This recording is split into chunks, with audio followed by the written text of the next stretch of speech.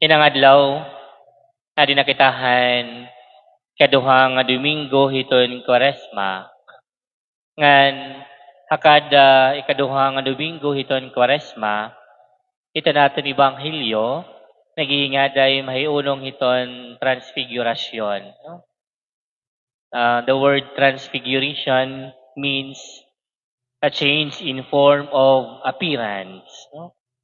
Yan, binati naton, nila naton Ebanghelyo nga ginupod ni Kristo ira Santiago nga ni Pedro ngadto hinusa nga bukid para hinusa nga pagampo. Mga kabugtuan, iton panahon hiton Kwaresma, panahon hiton pagampo. Diri kireg signon that Lent is a season for more prayer. But the spirit of Lent means better prayer, not simply more prayers. Sanglit tila natin Ebanghelyo nga ginbasa, tulong nga butang ito ni gintutot duha atin, may unong iton pagampo. Siyahan, prayer transform our life. Ito naton kinabuhi, nababag-o, pinaagi hiton pag-aampo. Hindi na naton Ebanghelyo, samtang nagaampo Hesus Kristo, nabalhin aniya panagway, nagsilaw aniya panapton, nga nagmabusag hinduro. Jesus was at prayer when the transfiguration took place. No? Mga kabugtuan, waray imposible hiton pagampo. Kung karayag natin nga mabag-o ito naton kinabuhi, nga hiton kaupayan, start by praying to the Lord. Simba kita kada Domingo, pagampo kita hiton rosaryo, pag-angelos kita, kundi nga ni atin kita hiton Via Crucis. Yan nga panahon, mapapansin natin, damo iton natatabo nga diri maupay hiton aton nasod. Damo iton mga magkarit sa social media, damo iton mga nagdidebate, damo iton nag-aaragway. Yan nga November, mag-i-election na daman. Di kita maaram kung may dahit magsasaramok. No? Kung karuyag naton mabag-o, ito naton nasod. Kung karuyag naton nga mabag-o, iton panunahuna, ito naton igkasitawo, ngadto hiton kaupayan, mga kabugtuan, pag-ampo kita, igampo naton hira, because prayer transform our life. Ikaduha nga igintutot duha aton, may unong iton pag-ampo, dila ito naton Ebanghelyo, when we pray, we do not have to say much, no? Kung kita nagaampo, diri kinahanglan nga idadamui iton aton iginminiyakan. The fewer the words, the better the prayer. The moment nga nasulod kita nga niya simbahan, the moment nga natambong kita iton santos nga misa, the moment nga nagmimingaw kita, di ito naton pinupurukan, maaram iton Diyos, kung ano ito naton kinahanglanon, di ito natin kinabuhi. Di naton Ebanghelyo nga ginbasa, Hesus Kristo nagampo, pinaagihin pamati, waray niya ginyakan hindamo nga mga pulong.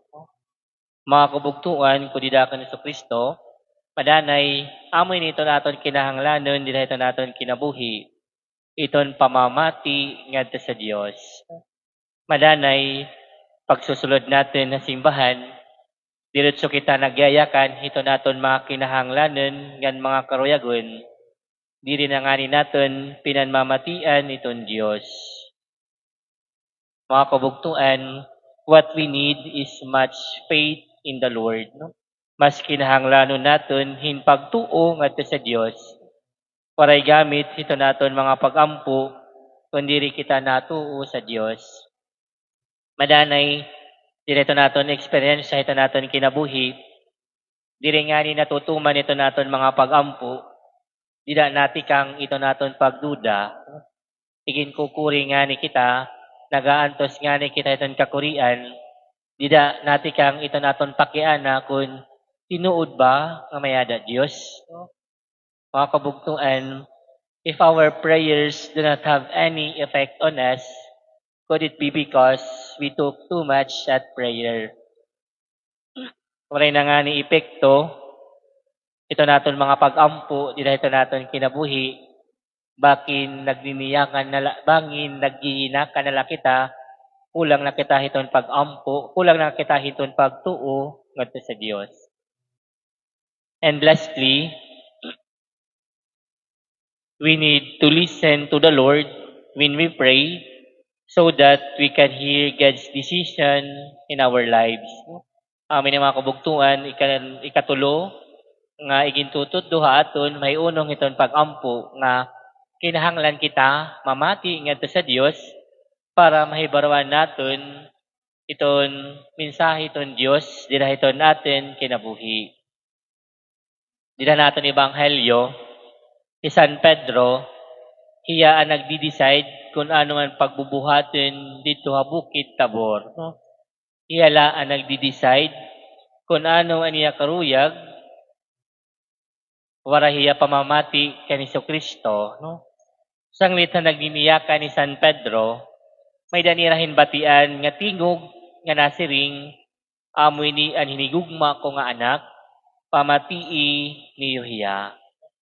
Mga kabugtuan, this is a good reminder to all of us to learn to really listen to the Lord. When we pray, let God decide for us. Kung kita nagaampo, bahala iton Dios kung ano iton iya gusto, may tabo para aton. When we are in the presence of God, let Him decide for us. Kunta, kung kita nagaampo, diri naton gintatagan hin seminar iton Dios, kung ano iton iya pagbubuhaton, dira iton aton kinabuhi. Kunta, diri naton gintatagan iton Dios in instruction kung ano iton kaangayan pagbuhaton para aton.